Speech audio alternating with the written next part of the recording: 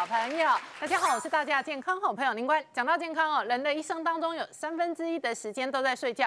可是你知道吗？全台湾有超过600万的人口睡眠的状况不好，而且呢，不但睡眠状况不好哦，这个睡不饱，他们也觉得累；睡饱了也觉得累。那没有睡之前觉得累，睡醒过后还是累。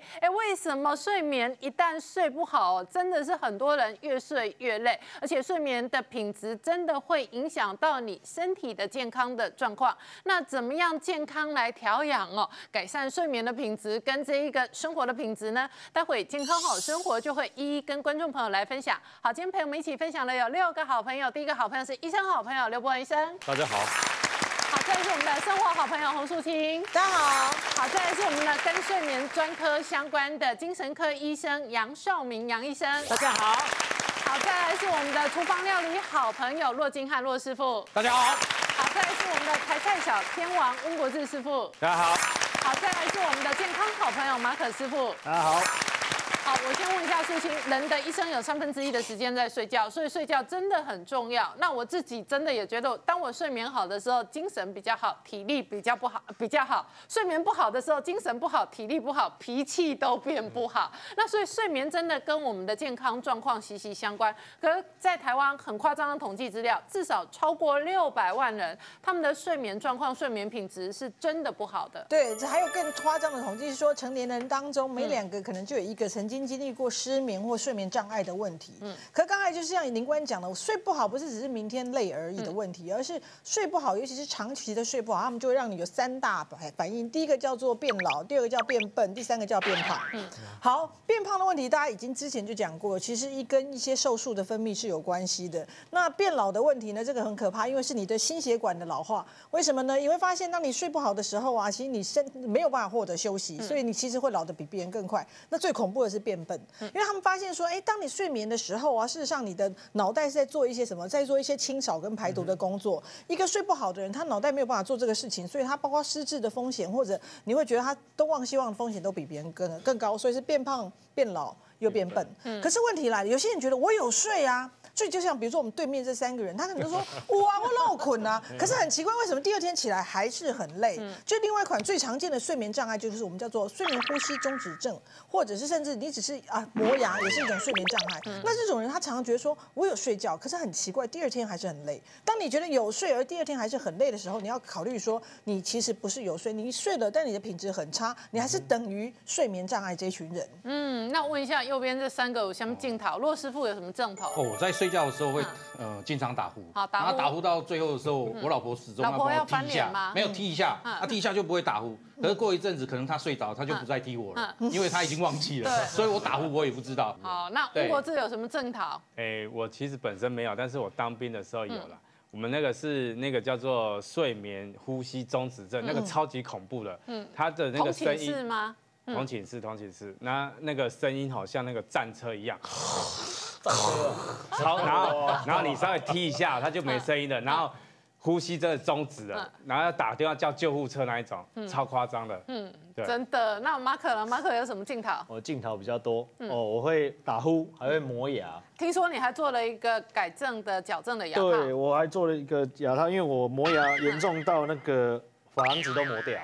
真的对，磨得很严重。那这是什么样的牙套？这是一种咬合板，上颚的，然后就是防止，就是我还是会磨啦，只是咬了它就不会直接磨到牙齿。那问一下杨医生，这种镜头有得医有救吗？做拍医耶，所以打呼很难改善哦。其实，在我比较年轻的时候，那时候我们认为，打呼的话，它是睡眠呼吸中止症候群。那其实刘医师是这方面的专科，在耳鼻喉科他们会做口腔的方面的一个手术，去切除一些结构这样子。可目前为止，我们在临床上看到，有些人做完手术改善一段时间之后，如果生活形态、生活方式没改变，饮食没改变，没运动的话，他身体的这些肥胖组织又回来了，会再度恶化。那后来是在10年前左右开始，牙科有发明一种止鼾板，好，就是用咬合板的方式。那睡觉的时候咬在那边的话，也可以有部分改善。那最近这几年的话，牙科有一种新的方式是，上颚弓矫正，也是一个睡前的时候戴在口腔里面的咬合板。那如果是小朋友，因为口腔结构比较尖脸型的人，好，产生这种是属于睡眠呼吸会打鼾的情形的话，做这个效果就非常好。对。那再问一下刘医师，所以到目前为止哦，我们就以刚刚讲打呼跟睡眠的这一个中间的过程的宗旨哦，好像没有100%绝对根治的方法，对不对？第一个，大人跟小孩不一样，成人的话跟老年人又不太一样，小孩子的打呼一般是鼻子过敏，加上扁桃腺肥大。还有一个在鼻子后面叫腺样真体肥大。如果小朋友的话，这种打呼，你做睡眠检查产生呼吸中止症的话，一般还是要处理。那我先讲什么叫呼吸中止症哈，刚刚国师有讲过，对不对？这个可能就要模仿一下哈。一般打呼来讲哈，如果说你看你枕边人会打呼是，然后很规律，对不对？一般是没问题。打这种呼没问题，对，但是你看到有啦，枕边人会忧郁症啊，这是另外一个问题。但是重要的是，你看你枕边人这样打呼，你就看帮他算时间，10秒、11秒、20秒，看他脸开始黑了，然后突然一口气吸上来，这叫呼吸中止症。然后如果一个小时小于5次是没问题，1个小时呢，如果大于5次就呼吸中止症。如果1个小时这种呼吸中止症大于30次的话，叫重度。重度的话就有到带一种呼吸正压仪器，甚至说很多人说，刘医师奇怪，给你看个打呼，看了半年怎么可以开残障手册？是一个这样子哈。那重点是怎么样？大人又不太一样。大人来讲，有些是扁桃腺，有些是鼻塞，有些是怎么样？我们开始舌头刚刚往后面倒缩，会卡到呼吸道。那或者说有些人是软腭。软腭就当台湾讲脑低压的收在哈，你嘴被亏，或者脑低压对吧？哈，那个血溶垂会，这个在打呼。所以现在很多的手术是针对这个血溶垂去处理。那基本上最重要的问题不能肥胖。肥胖来讲的话，什么样的做的手术都没有用。所以做肥胖来讲，一定要先减重。那刚刚马可讲的话，那个是磨牙是这个咬合板。对，咬合板不是只含牙套。那不要搞错了，磨牙来讲是戴咬合板，预防你的这个珐琅质磨损。对。但是如果说是一般来讲打呼，一般牙医是会戴掉只含牙套，设法把你的舌头往前拉，不会往后塞。所以基本都不太一样。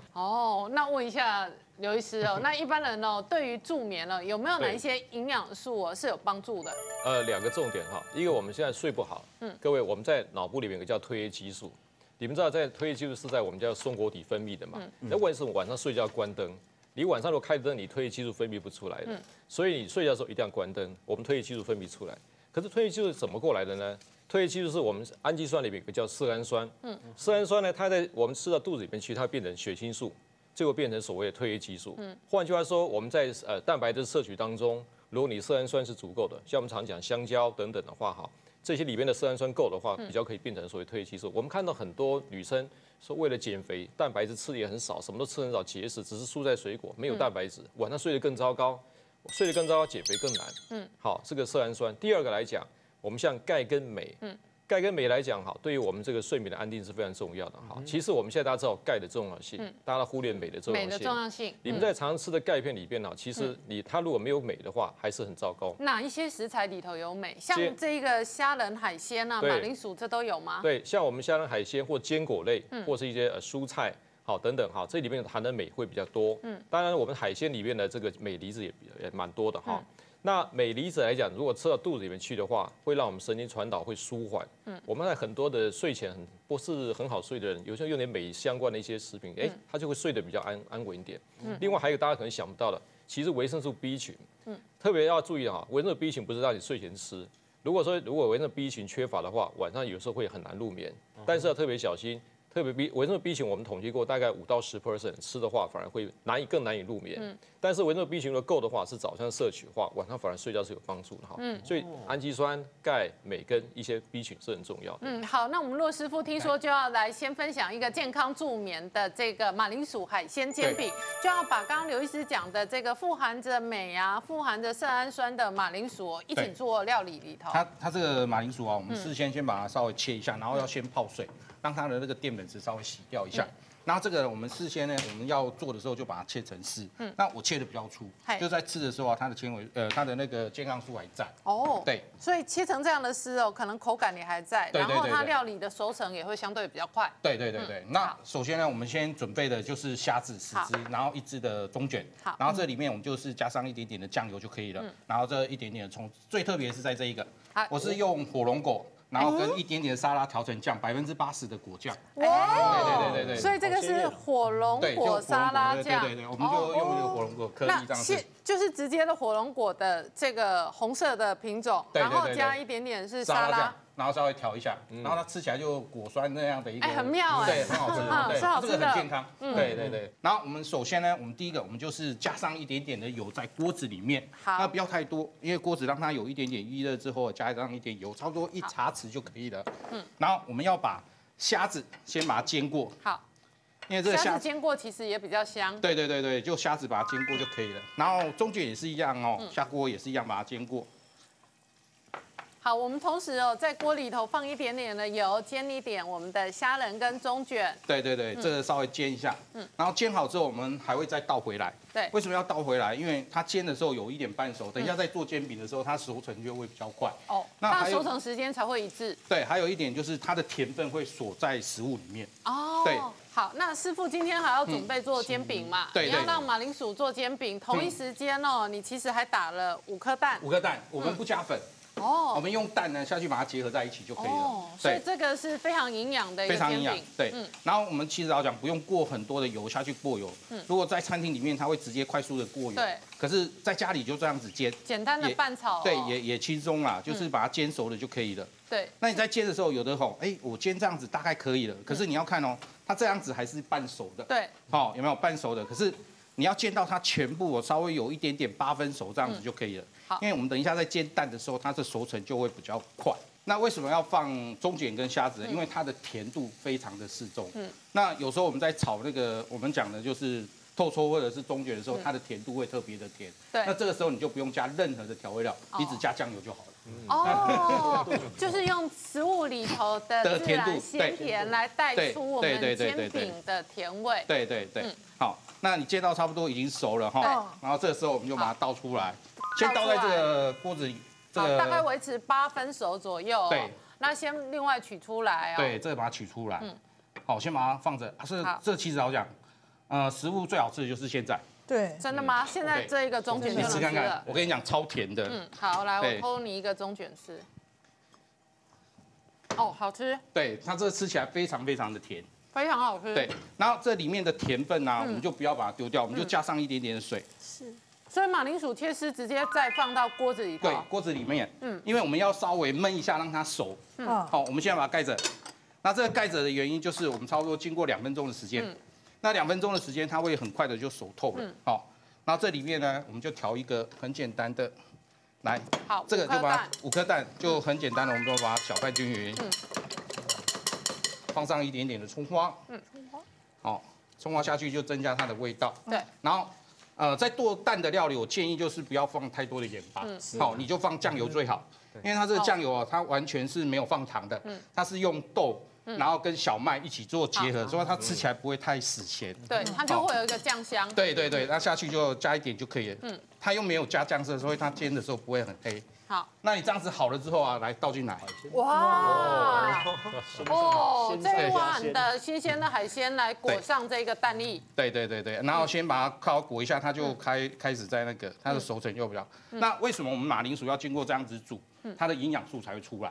那如果你单一下去煎的话，它的营养素就不会出来了。好，所以先让它煮一下。马铃薯先让它煮一下，那我们另外再热一个不粘锅。对，热一个不粘锅。那我们上面滴一点点的油上去。这滴一点油，我们等一下就下去煎就可以了。嘿，然后这个稍微晃一下，稍微让它均匀粘附一下。对，我们稍微均匀。我们待会另外要煎的是这个。对，好，我们的海鲜蛋液。对，然后这个呢，它在煮的时候它就变成有没有？刚才是白色，哇，现在已经半透明了，有点透明了。对，然后它这个水分就是要让它干。对，是。好，让它干的话，它就整个的营养素都跑出来了。所以你一开始盖上锅盖是为了让它熟得快，对。可是待会你锅盖要把它拿出来，要让它水分稍微蒸发，让马铃薯干。对，因为一定要让马铃薯干掉熟化的时候，我们在煎的时候，它本身会有一点点的淀粉质跑出来。那我们不用加了很多的就是已经做好的粉状的东西进去，你就是用它天然的那个淀粉质。因为马铃薯就是天然的淀粉质，它就可以适合拿来做煎饼的饼皮了嘛。对。那这样子就不用额外来做面皮了。对。然后这个水分我们就慢慢炒之后，它会有一点点的，就是粘稠状。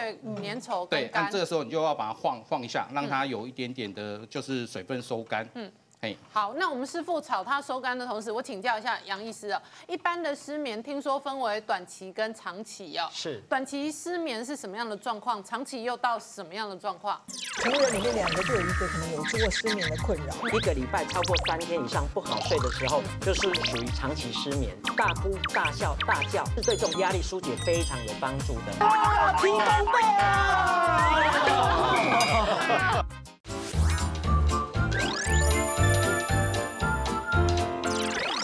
失眠呢，就是针对说我们有临时性的压力啦，出去旅游啦，发生一些临时性的事情，然后我们大概会1个礼拜可能会有3天左右都睡不好，可是在1个月内，这个因为压力解除就自然改善，那这属于短期失眠。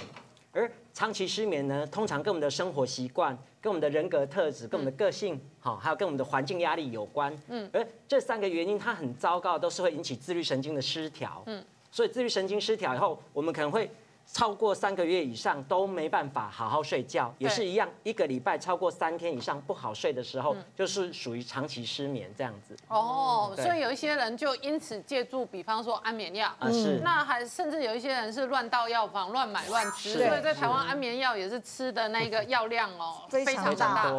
好，那师傅同一时间我们这个马铃薯也慢慢要干了。对，如果你水分倒太多，你就倒一点水分出来就可以了。然后这个就把它炒到干了之后，我们就把它倒回来。所以马铃薯现在大概至少也有7、8分熟了吧？对。好，然后那个水分也稍微把它炒掉了。对。那就在我们的蛋液跟我们的海鲜当中让它搅拌均匀。对，然后就直接把它倒下来。所以这里就要煎煎饼了。对。然后整个就把它煎熟就可以了。好满的料这就全部澎湃了。对。哇。这下来就这样子。而且都很鲜，你知道吗？是。那它的甜分都在里面。然后我们这个好了之后呢，记得这火要关小一点。然后我们让它里面慢慢的催熟。好。然后这个就盖上锅盖。就好像类似半蒸半煎的方式。所以也有一点点像烘蛋的烘熟的方式。对。好，那我们烘它的同时再请教一下医生。医生听说根据临床的经验来讲失眠分为2种类型，那包括有一种人是焦虑紧张。是。那有一种人是气虚无力。是。因为我本身从事非药物治疗已经10年了所以在临床上的话，根据我们的仪器检测，我们发现会有在临床上不好睡觉的人呢，有在2/3左右是属于焦虑紧绷型的，就是说他个性是可能比较积极，比较认真进取的人，可是这个时候他在睡觉时间就整个会比较紧绷不放松，包括帮马可，其实听到你们有摩雅的症候群的人，其实在心理学都会分成是 A 型人格，这种人是很好当朋友的，因为有事情都很认真负责，很优秀，可是这样的人自己的身体就会很多的压力无法释放，对，很焦虑。那其实刚刚没有跟大家分享到是这样的焦虑呢，在心理学里面是大哭、大笑、大叫，深层的情绪释放，最好是连我们的一个腹部的这些核心肌群都可以同时释放的时候，其实是对这种压力疏解非常有帮助的。我可以示范一下吗？好，来示范，来，杨医师要示范大叫。不是我示范，不是，我是比那个姿势而已啦。因为其实很多人去山上叫啊，他扩的只有胸腔而已。可是对于压力重的人，这样的一个释放压力是不太够的。那事实上，如果你叫的时候是连我们的腹部的肌肉、腰部的肌肉、背部的肌肉都一起在使用的时候，哈，哇，提供背啊！那个效果其实会让全身的整个连背直肌都会放松下来。为什么连这个姿势都要做？为什么你连脚都要动？问得好大家为什么要做到这样才会提供背才会听到吗？的时候只有这里的肌肉在动，然后的时候这边的肌肉开始在动。如果是那时阵连背部都开始动了，然后再那个呼吸的换氧量会很大，所以半泽直树的换氧量比较大。是的，没有，其实就是像你那个踢跆拳道对，是。我请教一下刘医师刚讲睡眠呼吸中止症，那这种症有的救吗？那这种症你刚刚讲重度的，第一个还是要减肥嘛。可是你知道人生往往是恶性循环，就是越是胖子越会这样，越是这样的人，刚刚素清讲越容易变胖。对，所以这种人呢，他如果这个有这样的症状，他要怎么解？其实一般来讲哈，我们会讲说，如果说是可以手术，当然可以手术解决，一劳永逸哈。另外有一个方法叫做手术哪里？譬如说我刚刚讲的扁桃腺很大，这里把扁桃腺手术处理掉。如果是鼻塞的问题，处理鼻中隔、鼻塞的问题，鼻息的处理掉，呼吸顺畅也可以改善。另外呢，就是我刚刚讲在软腭的地方，他们有些用雷射，有人用射频，或者是放支架都有可能哈。那当然到最后，如果假设是因为是整个咽喉的肌肉睡觉会整个塌下去，我不可能。你好会模仿。没办法，因为常常太专业，很专业。没有，他一直不承认他有。其实他叫3次。对啊。可是你应该出来啊一下。我俩会跟杨医师学啊一下哈。好。然后呢，因为这个你不可能去做这个手术，所以怎么样？必须要带一种叫做呼吸正压的仪器，那就是说有一个很小的一个机器哈，放在旁边，有一个小管子接到我们的口腔跟鼻子地方。当它侦测到你是没办法呼吸的，它有个正压机就会把呼吸道打开。睡觉的时候带这个，那个叫 CPAP 哈。那事实上来讲，就是国家来讲，如果针对重度呼吸这种症的病人，因为你不治疗的话也不行，那开刀也没有效怎么办？就带这个机器。很多人带了机器之后啊，血压也下降了。性功能也改善了，白天开车啊、开会精神特别好，甚至我碰到小孩子哈，考试考不好的，他结果呼吸中止症非常严重，那结果呢带机器之后，哇，课业进步非常神速哈，所以特别注意一下，如果说你的呼吸中止严重，然后呢你又不理他的话，对身体是非常影响非常大的。所以关键的原因就是带的这个之后，可能改善了他呼吸跟睡觉的品质，不容易缺氧，于是乎他某一些症状就改善。对。好，那同一时间我们骆师傅哦。这个煎饼也要翻面，对，漂亮。然后翻过来之后，我们这边呢再把它推回去，再把它推回去。对，这个因为我们今天做非常厚，而且我们没有裹任何的粉，那我们就借由盘子来翻面。对，然后就把它翻一下哦，然后把它压一下。因为骆师傅大气，今天食材下的重。我跟你讲，那如果煎饼做薄一点就不会这样。没有，这其实要讲要吃厚一点的比较好吃，因为你等一下沾的时候，你才会有蛋香跟那个一起结合在一起。还有马铃薯香。对，它就一起结合在一起。所以最后第二面，因为我们非常少的油，所以我们再从旁边哦滴一点点，不要太多，然后把它周围的这个另外那一面哦煎到熟成。这个就开大一点就可以了。然后第二面就可以稍微开大。等一下我们就准备盛盘。好，那我们就来试吃哦。哇，我们骆师傅这个海鲜煎饼好好吃哦！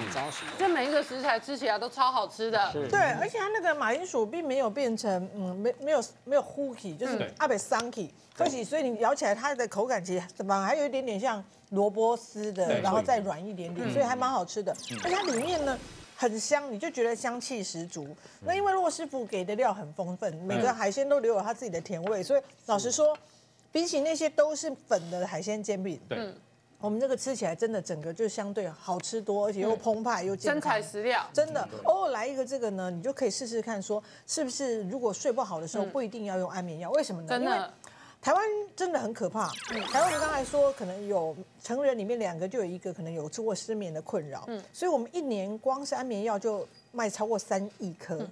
在台湾3亿颗哦，对哦，3亿颗还不包括那些有些人就是睡不着的时候会买一些类似那种抗过敏药，也会昏昏欲睡的哈。或者有些人会去买那个什么保健用品，什么褪黑激素啊。甚至还有，因为大家太爱用药，而我们的安眠药是管制药，所以还有黑市，你知道吗？他们还黑市，就是说那个黑市呢，1颗甚至1颗本来几块钱的药可以卖到几十块，然后黑市还造成药师因为这样犯罪，就收集处方间去换药，所以这原因就为什么？因为大家没有先想清楚自己的问题，就直接去买安眠药，这个可能造成一连串后续的问题。那问一下杨医师，你的临床经验当中，安眠药吃太多，应该会有一些副作用或者上瘾吗？其实非常的多副作用哈。第一个，不过当然我们要先讲哈，如果你不行的话，还是要找专科医师看诊，然后适度的服药。但是我们在所有的研究报告里面要强调是不要长期吃药，也不要依赖药物，这是重点。那短期吃药的时候，很多患者他吃完了药以后，隔天早上其实会昏昏欲睡，精神不好。那甚至有人会注意力不集中。那很多老人家他在吃完药的话，他会有晕眩跟跌倒的危险性。那长期服药到后来的话，它甚至会造成记忆力减退，然后精神疲乏，然后全身无力这些现象，这是第一部分。第二部分在自然医学里面，我们发现人会睡不好的话，很多时候跟你的新陈代谢、气血循环不好，或者说你身体有其他问题没有解决而造成这样睡眠障碍的时候，是身体不让你睡，免得你缺氧而产生组织坏死的现象。然后你只吃药的话，它就会恶化其他情形，然后让你的身体虽然睡着了，可是这些新陈代谢、血液循环是更糟糕的。所以刚刚刘医师也有讲到说，它也会增加了慢性病、癌症的这些风险。好，那接着下来，我们台菜小天王温师傅就要分享一个海鲜跟鸡肉的组合。听说这一个健康的这个料理叫做渔翁得利锅。对，我们是鸡肉跟我们的这个蛤蜊这样子。蛤蜊哈。对，这个国中生有念那个鹬蚌相争，就是渔翁得利这样子。鹬蚌相争，渔翁得利。好，那有鹬蚌，那这个蚌啊，鹬在哪里？就是鸟，鸡就是鸟啊。玉鸟是。那刚刚那个杨医师有说什么不行？请问一下，不行的定义是指，就是说不行的定义是指什么东西不行？那一方面不行。没关系，那我们现在先来看这个红枣哈，因为他接不到，所以我没办法。你行不行？要问你老婆。对啊，为了要你是没有办法回答。欢迎收看《健康好生活》。好，那我们今天先教我们的这个观众朋友哈，这个红枣部分哈，我们已经先稍微泡胀发，然后呢，我们今天把这个剪刀哈把它伸进去之后，因为你胀发之后啊，它就比较这个组织比较软化，你可以把这个籽哈把它剪出来去籽。对。那今天这个渔翁得利锅的红枣一定要去籽吗？去籽之后，它待会煮烹调的时候哈，会比较容易。这个味道比较容易释放出来，甜味就从这个红枣比较容易入味。对，好，这样把它剪出来。好，我们师傅刚刚示范的是去籽哦。对。那除了去籽之外，师傅听说也要提醒大家哦，蛤蜊是在台湾非常容易取得的海鲜，也富含牛磺酸哦。对。可是呢，很多人蛤蜊吐沙吐不干净啊。是。那我们这边哈教观众一个比例哈，如果是一天睡不好的话，你要花3到4天还债。所以说有人说啊，我这1礼拜睡不好，我说对不起，你可能花1个月来还债。我讲睡前喝点酒是 OK， 但是呢，酒精太多的话，你刚开始睡好能睡很好睡，可是呢睡到当中很容易起来，它会干扰你整个睡眠的脑波。好，天气开始凉哦，晚上来一碗这个，突然间整个温暖起来之后，我就觉得应该会很好睡。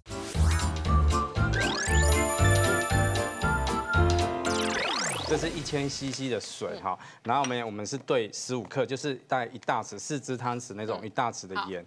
好，这个比例哈，我有试过是最刚好的。好，那以我们今天的小汤匙来讲，大概就是1匙，然后又8分满。8分满。对，这个比例。1匙又8分满。对，就4支汤匙，那等于15克的盐巴。好，然后我们先把这个盐的部分先给它溶解。好，然后我们一般买回来这蛤蜊里面它表面有很多的沙土啊。对。好，先清洗个2遍。清洗干净之后，你把它泡在里面。吐沙，吐沙，搅拌均匀之后这个比例这个蛤蜊吐沙的状态是最快的，而且是最干净的。好，1公升兑15克的盐，对。可是相对上1公升的水其实是比今天的这一碗的蛤蜊还要多。那放这样子没有关系？没关系。好，那通常你都会吐多久？一般这个吐半个小时之后可以再洗干净。好，可以再重复这个动作，这样子那个脏水不会再被吸回去，这样子重复2次这样子。所以重复2次的话，也第2次用一样的比例，1公升的水兑上15克的盐。是的。好，这是一个简易的这一个吐沙的方法。是。好，那我们师傅今天要分享的渔翁得利锅厉害了。是。这个除了鸡肉跟蛤蜊之外对。师傅事先还分享这个高汤。对，这高汤呢，我们用鸡架骨，好，然后加洋葱，还有我们这个切下来这个高丽菜的心，是，好红萝卜的皮都可以丢下来，因为蔬菜里面有甜味哈。然后呢，通常我都还会再加1小节的那个甘蔗，好，那个甜度。甘蔗啊。甘蔗头。甘蔗头。对，那个甜度会更增加。然后把这个鸡架骨，一般我们用鸡骨哈，它熬出来这个汤腥味比较降低，因为它的那个红色的血液，血比较低，这样子比较低，你如果用瘦骨的话，猪骨这种腥味就比较重。OK， 好。对，好，然后呢，我们把这个鸡肉的部分我们把它这个我们今天用防土机穿烫一下，对，我们今天用这个鸡腿。所以今天是防土鸡鸡腿哦，稍微把它切块，然后事先稍微穿烫去一下血水嘛。对。好，然后放进我们的高汤。那今天还准备1碗左右的红枣。红枣还有我们的这个桂圆，好，红枣跟桂圆都是属于比较安神一点的，对，让你晚上醒的。好。哦，就行了，是醒的还是醒的？我觉得他说的是醒着。好，我们现在把枸杞加下，对，枸杞。好，然后我们这样把它稍微煮一下，这个鸡肉的部分呢煮熟就可以，我们不用煮到太老这样子。好。那我们煮它的同时哦，请教一下杨医生，所以焦虑啦或者忧虑啦，这样各式各样的精神状况都会影响到睡眠的品质嘛？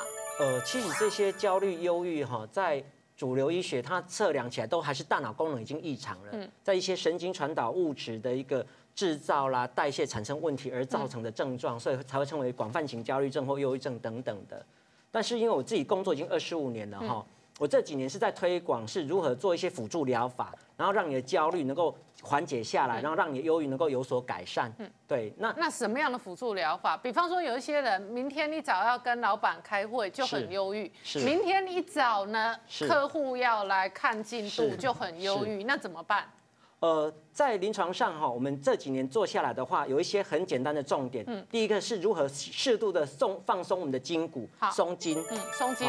然后第二个的话是我们的一个止念，如何让我们的一个思绪不要再飘来飘去，好，然后我们事实上临床上有一些导引技巧，可以让你的思绪好像比如说我们说慢活，对，我们在睡前要吃这些东西的时候，不要再急着吃这些东西，这样吃完效果其实是很不好的。好像刚刚我们请马可他慢慢的吃出食物滋味的这个过程，其实就会造成慢活的效果。慢嚼。对，慢活，而且细嚼慢咽，然后它还会让我们的自律神经因为我们慢而慢慢稳定下来。好，然后最后一个我们常常讲的是如何你能够学会善待自己。好，你怎么样的一个不舒服，那我们用一些方法哈，比如说我们刚刚讲的松筋，我们有一个叫 QQ 放松法，可不可以示范一遍 ？OK，有一个 QQ 放松法哈，是结合了西方医学的一个渐进式放松法。好，跟我们在自然医学里面的憋气，为什么？因为其实憋气的过程呢，我们身体里面的二氧化碳会大量累积，对，好，所以我们在用力的时候，二氧化碳又累积更多，所以我们常常叫很多人，他就是说吸气憋气，吸气憋气，吸气憋气，你们想试试干嘛？就整个好来，双手握拳，好，然后肩膀往后，然后吸气憋气，吸气憋气，吸气憋气，吸气憋气，吸吸吸吸，憋气憋气憋气憋气，3、2、1，哈！要吐出来，吐出来，这样就会放松。因为现代人的坐姿在这边我们诊所常来的压力太大，颈椎压力大，所以这里都不松。可是如果你这样子很深的用力，用到很大之后，你在整个放开的时候，那个对比差就会等于强制你的那个，好像在伸懒腰那种感觉。对，有。那这样做完，其实很多人他就开始好睡。对。好，所以松弛的这个各式各样的动作还是很重要。对。好，那我们师傅同一时间，我们这一锅汤也开始热了。对，空气里面有那个红枣的味道哈，也有那个鸡汤的汤香。对，然后这个里面我们最后再来调味，因为蛤蜊下去的时候，它会有那个咸味。咸味。对。好，然后我们把酒加下来。好，加一点点的米酒。对。好，酒加下来之后我们再加少许的盐就可以了。好。那我们今天师傅还准备要配的菜，这个是高丽菜苗，高丽菜苗，多一点这个蔬菜的部分。所以最后这个高丽菜苗、蔬菜一起下去。对。好，那顺便再请教一下刘医师，想要睡眠睡得好，其实环境也很重要。其实很多人讲，我们讲说睡眠来讲一个睡眠的环境非常重要。我们这边第一个全黑哈，那我们刚刚解释过，褪黑激素是让我们睡眠很重要一个我们这个脑内分泌一个荷尔蒙。如果说你那个灯光还有亮的话，你褪黑激素分泌不出来。所以我看到有人说睡觉的时候窗帘还打开，看到月光，那没看到月亮怎么睡觉，对不对？这不可能的事情。所以尽量让这个室内是黑的，好。第二无声，那当然无声来讲，就是说，如果说你的隔壁很吵，邻居很吵，他们有施工来讲，我现在大家都有经验哈，一有任何声音刺激，那有人听觉特别灵敏，那个是会对声音会刺激的。那如果说真的很灵敏的话，那戴耳塞，也是可以解决的问题哈。第三，电磁波，现在我们就强调这个电磁波其实是一个无声的一种很可怕的一个灾难。我们在房间里边放个3C，我手机那边充个电。那事实上来讲，我现在一直强调，这种手机或电磁波来讲，对脑波已经开始会干扰。那甚至说有些 study 研究来讲，会跟一些脑部的肿瘤是有关系的所以特别要小心，千万不要把手机放在旁边充电。那如果真你要定时要叫自己的话，拿闹钟对。那还有就是睡前尽量不要喝到一些饮品。我们很多人下午到晚上喝下午茶，喝一堆咖啡浓茶，你要晚上睡得好，那也很难。咖啡的半衰期大概是12小时，所以如果你睡得不好的话，如果说你下午喝一杯意式或美式的咖啡，那到晚上的时候12点睡觉的时候，浓度还有1/2。如果你神经特别兴奋的话，特别敏感的话，很难入睡那它不饮酒，饮酒来讲我们讲睡前喝点酒是 OK， 但是呢，酒精太多的话。你刚开始睡好能睡很好睡，可是呢，睡到当中很容易起来，它会干扰你整个睡眠的脑波。那另外寝具的适合度，还有我们在里边的温度、湿度，都要特别注意一下。然后呢，还有睡前活动要轻柔，不要说我看了去玩 game 这个看得很兴奋的一些连续剧，看得很不好睡觉。那个睡前冥想或听一些轻音乐非常重要。我觉得冥想来讲是一个让自己放松非常重要的。你可以用不同的方式，不同去学习各种不同的冥想。5到10分钟、15分钟，让你的整个思绪注意自己的呼吸。那个我们脑波放下来之后，睡觉还是比较容易入睡的。对。好，师傅，同一时间我们这一锅鸡汤也滚了。看起来好诱人哦。对。好，那我们就来试吃哦。哇，我们师傅这个渔翁得利汤真的好好喝好鲜哦。鲜甜。我觉得晚上，尤其如果天气开始凉晚上来一碗这个，突然间整个温暖起来之后，我就觉得应该会很好睡。而且是很清爽的。它非常清爽。然后以前我一直发现，因为民间也很喜欢煮那个蛤蟆鸡，蛤蟆跟鸡搭配在一起真的是绝配耶。就是好像就是把山珍跟海味2个加在一起，然后它那个高丽菜苗最后下去，其实也是刚好这个季节的高丽菜苗蛮爽脆的。画龙点睛。对，然后它那个酒加了一点点淡淡的，然后它其实。中药那个枸杞啊、红枣啊，还有那个也都加一点点，所以它没有味道重，但是你喝的时候就有淡淡那个香气出来，就觉得好像真的有一点点让你觉得比较好眠的想法。好，那接下来马可也要分享一个，你呢要分享的是健康又助眠的料理，因为一方面帮助你减重，那一方面呢，你也要用蔬果的柑橘香味来香焖猪排。对，我是利用。比较香氛的方法来助眠。那吃猪排要能够减肥要不容易对，不容易，要好好料理我用的这个是大里脊，大部分都是带骨大里脊是熟。其实这个猪排很好买到，这个就是你一般进白骨本东对那一块，对那一块，只是说大部分我们都用来炸，那比较不健康。那你用来煎，有时候你怕煎过头会柴所以。我先教你怎么样拍它断筋，那很简单，你就拿一块猪排放在砧板上，然后拿个塑胶袋，怕会喷，然后就拿你家的刀背，然后这样，这样也可以断筋对，这样也可以断筋。所以我家里如果没有那一种拍肉棒啪，那像铁锤那对记得是刀背那你就这个方向切过来，然后再这样逆的方向再切过去，所以也是菱格纹的概念。对，菱格纹，然后你再把它翻面。也拍一下，另外一面也帮它拍一下，这样就拍好了。拍好之后呢，我准备了5片，我这个分量是5片，然后要把它腌一下，因为这个猪排它是大里脊嘛，那你没有炸，其实要腌一下，它比较不会干涉。是。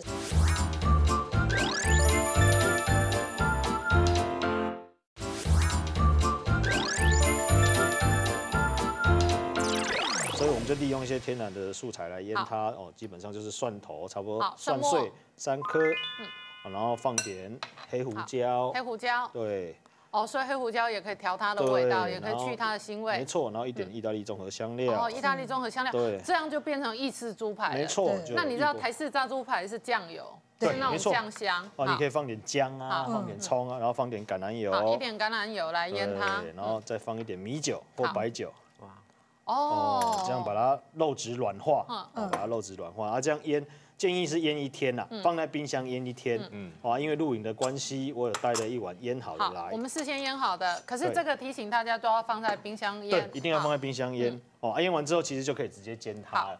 但是今天要教大家的就是你很容易把它煎到过熟，对，所以我们要利用这么多的一些蔬菜来煎这些猪排，是煎5块，把它煎到熟。好，所以我们先把所以我们先热一个锅子，对，热一个锅子，然后放一点油之后，我们的一个这个平底锅，那有一个圆底平底哦，先放一点点的油。对，中式炒锅也可以哦。然后我们现在就把等锅锅子热了之后，让它油也稍微沾附一下我们的锅面、锅身。猪排就放下去了。好，所以是煎猪排啊。对，煎猪排。这香味马上飙出来。对，哦，因为有意大利香料，香料马上味道就出来了。啊，稍微煎香之后呢，然后你就看有没有上色恰恰，然后就可以翻面。好，再上。这样。我们第一面哦略微熟成之后，可以稍微给它翻面一下。翻面一下。哦，你的香气已经出来了。对啊，香气已经出来了。所以香料很重要。真的。他刚刚下意大利综合香料的时候是下蛮多的。对。就增加那个香氛的口感。我真的觉得香料是很重要的灵魂哦。你会发现那个食材的主食材是一样的。可是他加意大利香料，就是意大利的风味。没错。那如果说，比方说日本人有的时候那种七味粉，那就是日式的风味。或者紫苏叶也可以。紫苏叶。煎到一半，这个时候猪排是没有熟的哦。对。是。阿北西，你就先把它夹出来，不要再煎了。好，现在大概只有5、6分熟。对，只有5、6分熟，全部把它夹出来。好。而且这个猪排还有水分，然后大概5、6分熟，那先把它取出来。那我们锅内还有一点这个油水哦。对，油水，这个时候千万不要把锅子拿去洗，就利用这些天然的甜分，然后就把红洋葱，如果你没有红洋葱，你买白洋葱也 OK。好，我们来炒一下洋葱，炒香。炒香之后呢，你可以去随手可得买你最喜欢吃的就绿色蔬菜，是，青江菜啦、空心菜都可以，但是建议买叶较大叶的，是，因为我们要利用它来铺底。所以今天准备的这个是鹅白菜。鹅白菜，而且这个时候鹅白菜其实很对味，季节刚好。季节对哦，那鹅白菜这个季节贵不贵？鹅白菜一般都很便宜，它很奇怪，它不管季节对不对，都小的，8块10块1斤而已。1斤才10块，产地价可能5、6块。哦，那很好啊，那大家平价多吃啊。对啊，可以多吃它，蔬菜多吃一点。这个时候把洋葱稍微炒上色，洋葱香味炒出来了。这个时候如果妈妈们怕烫，请你把火关小一点。是。然后如果你不怕烫，那你可以学我，就把这个菜铺下去。很妙哎。你现在是在烤肉啊？对，我在烤肉。铺好之后呢，把它这个床铺好了，猪排再回去。猪排再回去。所以猪排没有直接对着锅身来加热。没有，直接对着锅身。对，然后这个时候要确保你的锅子是热的因为你要需要这些蔬菜的水分。有点现在第2个程序有点要整煮它的概念。没错，然后你猪排夹起来，其实它还会剩一些。肉汁，建议你也把它倒下去。一样是鲜甜的。对，然后这个时候就把你喜欢吃的蔬菜，像我今天挑的是红黄甜椒、青花菜跟菇。是。这个时候就可以开始先放红黄甜椒，建议还是切开大片的。大片的它口感会比较保留住。它这样堆叠，我真的会觉得像佛跳墙在堆叠。是吗？你知道佛跳墙也是一层一层堆叠。对，其实它聪明就是用锅子它本身的热气，还有它的水分，还有蔬菜的水分。直接好像我们在焖锅一样，有没有？把它焖熟，我觉得这个很聪明的一个。所以它的肉跟菜跟所有的原汁原味就会锁在里面。没错，对。好，很妙哎！现在在放花椰菜，对，然后再放红喜菇。而且这一锅整个超丰富的，菜比肉多。对，菜比肉多。好，这个时候你就可以准备一点家里的米酒或白酒大约50cc 吧，然后这不。锅盐把它淋下去，好香哦！淋下去之后，呛酒就有酒香。对，然后1比1的水量，大约50cc 的水。所以50cc的酒就是50cc的水，可是千万不能过量，不然会变汤菜嘛。没错。好，然后这个时候最后再准备一点需要香氛的东西。我的话，我是采用1颗柳丁跟1颗柠檬。因为洋甘菊的香氛也有助眠的效果。真的。好，然后就把它一样。等锅子再烧热一点，像你水下去，它马上就蒸发掉。这个时候你就拿好你的锅盖，然后把这个柠檬汁跟柳丁汁就把它淋下去，就把锅盖盖起来。好，盖起来，然后焖煮它。对，焖煮它。焖煮多久？大约3至5分钟。就是等它会有雾状雾起来，然后等下变大水珠，大水珠变小水珠，然后你就看得到这些菜，这个猪排就好。好，那焖它的同时请教一下杨医师，您刚刚前面提到大家其实各式各样的放松的方式很多，你还要再分享一个腹式的呼吸，眉心呼吸。眉心的呼吸，那怎么样用眉心呼吸可以帮助我们放松呢？那我们在临床上教人家的眉心呼吸法呢，它基本上是借由左右鼻孔的一个吸气，好，那吸气的时候。我们的正常的过程是好，大家可以就开始跟着我做了哈。我们可以用右手，然后按着右鼻孔，好，然后吸气，好，然后左吸，然后再来是右吐，尽量把空气完全吐掉，然后这时候再右吸。